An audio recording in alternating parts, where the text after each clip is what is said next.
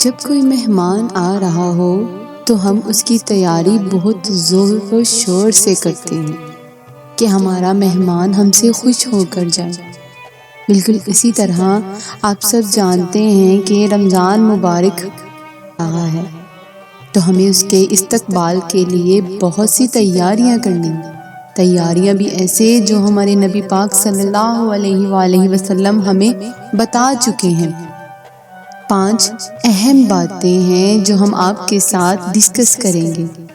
رمضان آنے سے پہلے رمضان میں پیارے آقا صلی اللہ علیہ وآلہ وسلم اس کا استقبال کیا کرتے تھے۔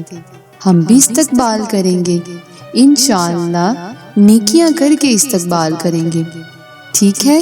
دل صاف کر کے استقبال کریں گے۔ کسی مسلمان سے لڑائی ہے تو صلح کر کے استقبال کریں گے، ٹھیک ہے؟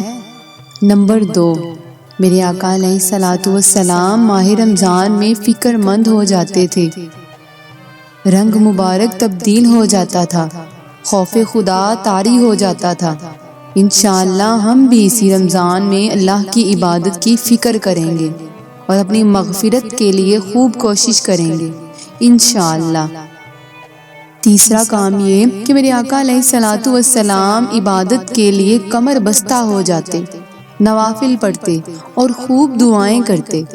انشاءاللہ ہم بھی کثرت سے نوافل پڑھیں گے اور خوب دعائیں بھی کریں گے انشاءاللہ۔ چوتھا کام جو میرے آقا صلی اللہ علیہ وآلہ وسلم جبرائیل امین کے ساتھ قرآن کا دورہ کیا کرتے تھے، ہم بھی انشاءاللہ ماہ رمضان میں کثرت سے تلاوت قرآن کریں گے انشاءاللہ۔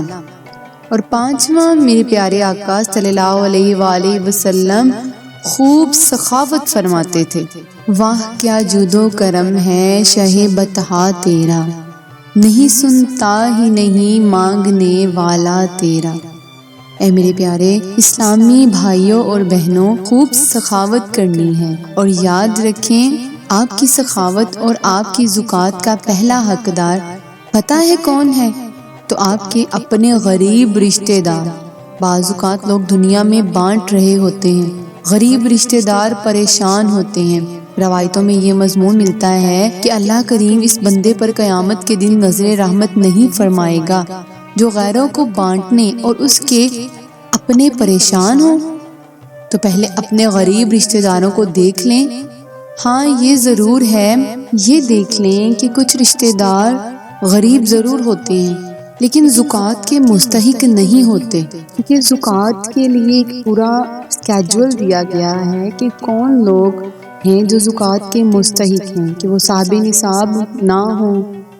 ہاں لیکن اگر اللہ پاک نے آپ کو بہت زیادہ نوازا ہے تو آپ اپنے غریب رشتہ داروں کو اپنے زکوٰۃ کے پیسوں سے ہٹ کر بھی ان کی مدد کر سکتے ہیں، اور اس سے اللہ پاک بہت خوش ہوگا اور جنت میں آپ کو عالی شان گھر دے گا انشاءاللہ۔